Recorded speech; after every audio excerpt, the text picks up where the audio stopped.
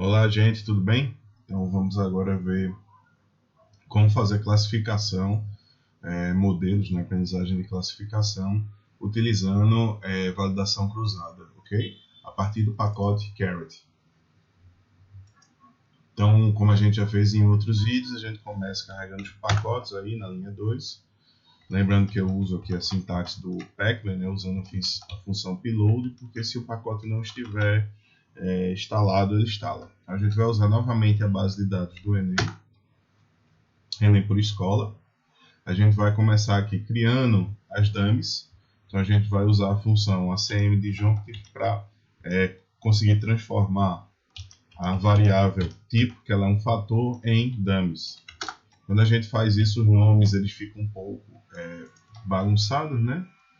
Então, como vocês podem ver aqui, então a gente vai na linha 9 com a função names, nomear as colunas de uma maneira mais fácil de compreensão. Na linha 11 a gente junta a base que a gente criou de dummies com a base original. E aqui a gente vai fazer uma segunda modificação. Por quê? Porque a coluna, que é a classe nota, que é o que a gente quer, né, que a máquina aprenda, a gente quer que ela aprenda como é que esses atributos que estão aqui, essas outras colunas, elas têm um efeito sobre nota, ela está numérica. Então, colunas numéricas, elas permitem que a gente faça regressão. Regressão é quando a máquina ela vai aprender, né, um número, a relação entre os atributos e uma classe que é numérica. Então, a gente vai transformar essa nossa classe, essa nossa coluna de saída, essa nossa variável dependente, a gente vai transformá-la, certo, em fator, em uma variável categórica, porque esse é o foco da classificação, certo?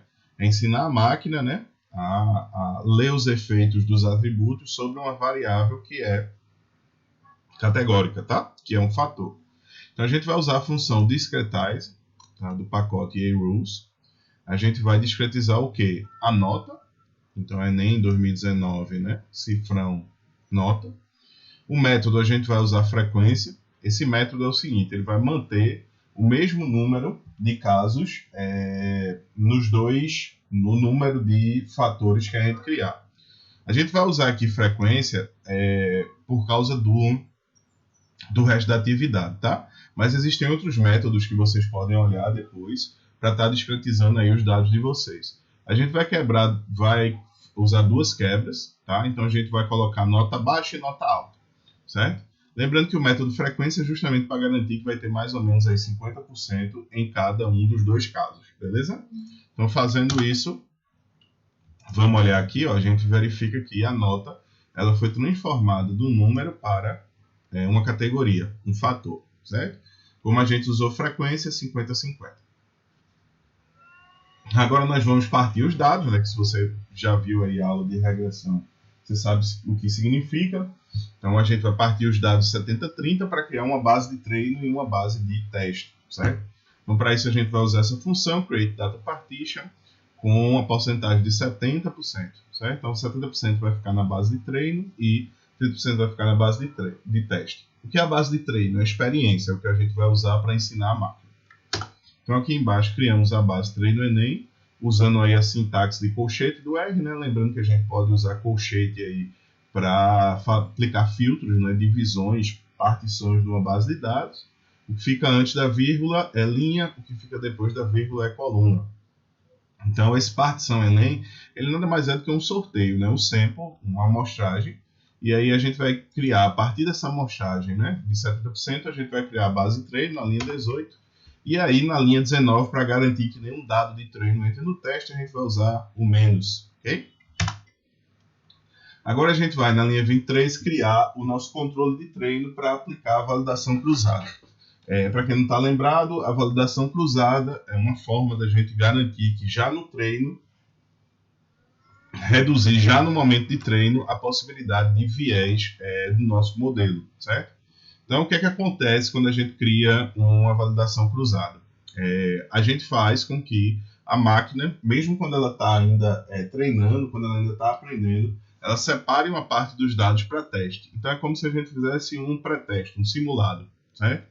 E aí a gente está dizendo para ela que a gente vai criar, né, um controle de treino, que a gente está atribuindo a variável train control. Qual é o método? Existem outros métodos, tá, de criar um controle de treino. A gente vai usar o CV, Cross Validation, validação cruzada. A gente vai colocar ela para fazer 10 validações cruzadas, ou seja, ela vai fazer 10 sorteios. No primeiro sorteio, ela guarda um pouquinho da base de treino para testar e ver se ela aprendeu direitinho ou aprendeu por viés. No segundo sorteio, ela guarda outro pouquinho. E aí, obviamente, esses sorteios eles são, né, aleatórios, então cada uma das 10 vezes ela vai guardar um conjunto diferente para fazer esse pré-teste, certo? E o verbose aqui é verdadeiro igual a true, é somente para a gente conseguir ver, né, fins didáticos, o processo de validação cruzada acontecendo. Então, quando a gente bota aí o verbose igual a true, ele vai aqui no console e mostrando os cálculos que ele está fazendo. Então, vamos rodar a linha 23 e criar aí o nosso controle de treino. Então, aqui a gente vai criar agora diversos modelos, certo? Esses modelos a gente vai criar 4, depois a gente vai compará-los e ver qual classifica melhor.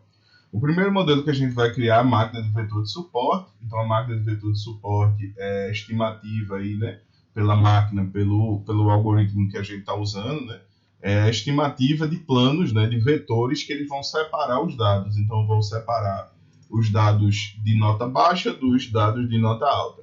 Então, a gente vai usar a função base do caret, é train. A gente coloca o que é que a gente quer que a máquina aprenda, a nota, em função de quê? Então, em função de quais atributos? De se a escola é EREM, se a escola é ED, se a escola é federal, privada, regular, a taxa de distorção, idade série e a média de hora-aula. Em que base de dados? A base de treino que a gente criou. E aqui o método SVM linear, certo? Se você tiver dúvida dos métodos, você pode acessar o pacote caret e ele vai dizer aí todos os nomes de todos os muitos métodos que ele tem para aprendizagem de máquina, certo? E aí a gente implementa o controle que a gente criou, né, o controle de treino, usando aqui tr, né, control, tá? É um parâmetro dessa função train. Então vamos rodar. Então veja que ele vai mostrando aqui, ó, validação, validação, até chegar nas 10 que a gente botou no nosso controle de treino, certo? Então aqui o sumário da máquina de vetor de suporte, né, você pode sempre fazer isso. Então ele pegou 406 amostras, 7 preditores, né, 2 classes baixa. Aqui ele está colocando, né, as amostras que ele criou aqui, ó, na validação cruzada. E ele está dando a acurácia e o capa já desse primeiro modelo que ele criou, antes mesmo da gente fazer a validação de teste, ok? A gente vai ver mais na frente que são essas duas métricas numa próxima aula. Mas, de maneira resumida, a acuidade é o quanto o modelo acerta. Então, ele conseguiu criar um modelo que acerta 78% das vezes. E o kappa é a acuidade penalizada e balanceada pela chance do modelo estar chutando, né? Então, se o modelo chutasse uma classe, qual seria, vamos dizer, a acuidade dele? Então, o kappa, ele é uma estimativa, vamos dizer assim, é um paralelo a você ter um R quadrado e um R ajustado. Ele é uma estimativa que ele vai corrigir a acuidade, né, uma estimativa semelhante à de acuidade, mas que ele vai estar aí penalizado, corrigido, considerando a chance do modelo estar simplesmente chutando e acertando. Então, na aula de métricas de classificação, a gente vai ver isso mais detalhadamente. Por fim, a gente tem o plot de variáveis, né, com a sua importância, que a gente também já viu na aula de regressão. Aqui na linha 32 eu vou criar a mesma coisa, só que eu vou usar uma função que não é do caret, que é o SVM, só para vocês entenderem um pouco como é que a máquina de vetor de suporte ela funciona, certo? Então aqui, em vez de usar train, eu usei, né, support vector machine, diretamente usei a função direta. A sintaxe é a mesma, então continuo querendo que a máquina aprenda nota em função dessas outras variáveis, a base de dados é a mesma, e aqui eu botei um custo de 10. O que é esse custo? A gente vai ver isso com mais detalhes em vídeos, né, em aulas posteriores, que a gente pode melhorar a aprendizagem da máquina colocando custo para a aprendizagem errada. Então é basicamente isso que a gente está fazendo, certo? E eu não vou querer que ele transforme os dados, scale igual a false, né?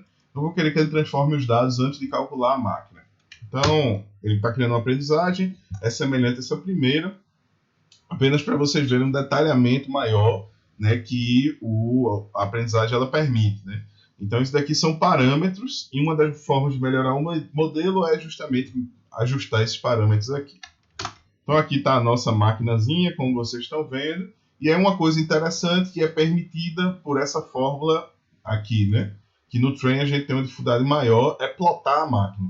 Então, aqui a gente vai fazer o plot da máquina que a gente treinou, com a base de dados treino, e a gente vai usar duas variáveis que são relevantes, né? Como vocês veem aqui embaixo. Então, distorção e idade séria do terceiro ano e média de hora-aula do terceiro ano. Então, aqui embaixo vocês veem o que é a máquina efetivamente. Então, ela vai criando essas separações aqui, certo?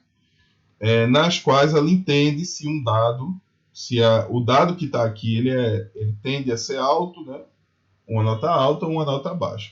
Então, veja que ela vai separando aqui, né? Essas cores, elas indicam justamente a separação que a máquina criou. E claro que ela tem várias vezes dificuldades para acertar, né? A gente vê que boa parte da dificuldade, no caso dessas duas variáveis, é porque é comum aqui ó, que você tenha a média de hora-aula baixa e a distorção lá em cima, assim como é comum que você tenha a média de hora-aula alta e a distorção lá em cima. Então, obviamente, isso vai criar uma dificuldade para a máquina ela conseguir aprender, porque a relação entre essas duas variáveis, estou usando aqui apenas como exemplo, ela não vai ser muito boa. Então, máquina de vetor suporta justamente esses vetores, né, essas separações aí do dado da classe que a máquina vai aprendendo, tá, gente? Então, para vocês verem de maneira gráfica, só para entender, então eu coloquei aqui, achei interessante. Vamos criar o nosso segundo modelo para comparação. A gente vai usar aqui árvores, né? Árvore de decisão. Função rpart, a gente já viu na aula de regressão. Então, novamente, ele vai criando aqui ó, as validações cruzadas e ele vai vendo né, o CP, a complexidade, que não foi havendo redução significativa. Então, nós podemos ver o sumário da árvore, a árvore plotada, que é o que interessa mais, e o plot da importância das variáveis. Okay? Então, a gente vai aqui usar na linha 44 um método de Bagging. Então, lembrando que o método Bagging ele é um método paralelo. Então, não há propagação, né? Não há transmissão da aprendizagem. Cada árvorezinha que é criada nessa floresta, ela vai ter o seu valor e depois é feita uma classificação geral com base no que as árvores isoladamente aprenderam. Então, a única modificação para os outros dois códigos é que a gente vai trocar aqui o método, né? O método é o algoritmo base. Então, em máquina de vetor de suporte, a gente usou o SVM, suporte vector machine. Aqui a gente está usando o rpart, né? De árvore de partição. Aqui a gente está usando o cForest, né? De florestas aleatórias condicionais. Então, vamos rodar aqui. Então, ele está fazendo aqui, ó. E esse mtry que vocês estão vendo é que cada vez que a árvore, uma nova árvore é criada nessa floresta, como a gente já viu aí na aula conceitual, ela usa colunas, né? Ela usa atributos, ela usa variáveis diferentes. Então, na primeira validação cruzada, ela usou apenas 2 atributos, depois usou 4, e por aí ela vai fazendo. E aqui, no final, ela chegou a usar 7, como vocês estão vendo. Então, vejo que é por sorteio aleatório, né? Cada vez ela vai usando aí um número diferente de atributos, beleza? Então, vamos plotar aqui a evolução do modelo. Então, veja que ela só conseguiu, né, chegar... os atributos são selecionados, né, aleatoriamente, e a acuidade ela foi descendo quando foram usados 7.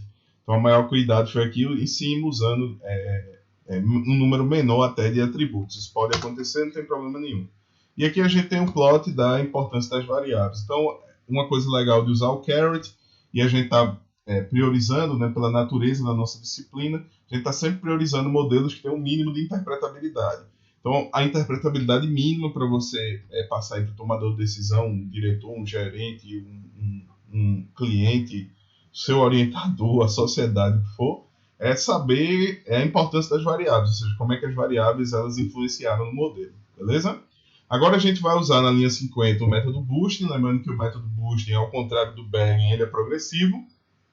Então, o que uma árvore aprende vai sendo passado para outra, tá? A gente está usando aqui o GLM Boost, que é um método, né, de boosting, que ele é uma generalização, né, de modelos lineares. E, enfim, vamos rodar aqui. Então, perceba que ele foi aqui, para cada validação cruzada, Ele foi criando árvores em sequência, então ele parou em 150 e ele não podou. O pruning aqui igual quer dizer que ele não cortou nenhuma dessas árvores, ou seja, ele não foi reduzindo a complexidade de nenhuma delas. Vamos aqui na linha 52 ver a evolução do modelo. Então, ver que quanto mais ele foi criando árvores, maior foi a acuidade, isso é esperado, já que é um método boosting, né? Ou seja, é um método sequencial. Mas ele topou aqui por volta de 150, como a gente vai ver aqui melhor na linha 53. Então, com 50 árvores, ele chegou a essa acuidade e escapa. Com 100 árvores, ele chegou a essa. E com 150, ele topou nisso aqui. O que é que acontece? Nos métodos sequenciais, né, como a da Boost, a gente vai ter o seguinte. A gente vai ter a sequência dessa aprendizagem através justamente do custo, que é um conceito que a gente acabou de ver ali na máquina de vetor de suporte. Então, o que é uma árvore passa para a seguinte, né? O que é passado na sequência? É o custo do erro. Então, a máquina ela começa a penalizar a aprendizagem da árvore anterior justamente nos pontos onde ela errou. Então, a classificação errada ela é penalizada e isso é passado para a próxima árvore. É isso que tende a fazer com que, progressivamente, conforme você vai criando mais árvores, né, no método Boost, no método sequencial, você vai tendo um aumento na acuidade, beleza? Então, aí o nosso sumário. Então, é semelhante a uma regressão linear, né, a um método, uma generalização do método linear. Ele vai dizer o impacto aí, né, esperado, o efeito, na verdade, esperado, na chance que existe de você ter uma classe alta ou uma classe baixa, de acordo com as variáveis, o valor dessas variáveis, como está aqui. Por fim, na linha 56, a gente vai criar uma análise de qual é o melhor modelo. Então, a gente vai usar a função resample. A função resample, do pacote R, né, a gente passa uma lista de modelos que a gente quer, e o R ele vai amostrando aquilo para ver uma série de amostragens, um processo semelhante, né, à validação cruzada. Se ele fizer uma série de amostragens, qual é o melhor modelo? Então, por que ele faz uma série de amostragens? Para ele não ter uma métrica de performance pura. Ele vai ter uma métrica de performance que ela é aí estimativa com base em repetições. Então, rodando a linha 56, a gente cria, e a linha 57 ele vai ter informações aqui. Ó. Então, ele fez 10 amostragens, ele usou esses modelos aqui, que foram os que a gente estimou antes, ele usou essas duas métricas de performance, acuidade e capa, que eu já expliquei rapidamente, que a gente vai ver com mais detalhes na aula de métricas de performance de classificação. Então, na linha 57, na linha 59, a gente tem informação resumida aqui dos modelos. Então, vamos olhar a média, para ficar mais fácil a interpretação. A gente vê que a máquina de vetor de suporte ela teve uma acuidade média, né, considerando as 10 amostragens, de 78, a árvore de decisão arredondando de 74, a floresta aleatória arredondando de 79 e o AdaBoost arredondando de 78. Então, mesmo que performou pior, a árvore de decisão ainda teve uma acuidade interessante. E, considerando o capa, vamos dizer assim, a acuidade corrigida pela chance da máquina estar chutando, essa é um grande resumo do que é o capa, tá, gente? A máquina de vetor de suporte, ela teve aí o melhor capa, né? Então, descontado, penalizado, a possibilidade da máquina estar chutando, ela teve o melhor capa, e o melhor de todos foi a floresta aleatória. Então, a gente vê que a floresta aleatória teve o melhor capa e melhor acuidade. Então, é um modelo que a gente vai usar aí para fazer as nossas predições. Aí, diferente da implementação que a gente viu lá com regressão, a gente vai fazer a implementação aqui da função extract prediction, na qual a gente vai passar uma lista. Por quê? A gente vai querer que a função ela faça a predição de todos os modelos. Por quê, gente? Porque até aqui, até a linha 58, a gente está avaliando a aprendizagem da máquina. Então, a gente está fazendo uma avaliação da performance da aprendizagem da máquina.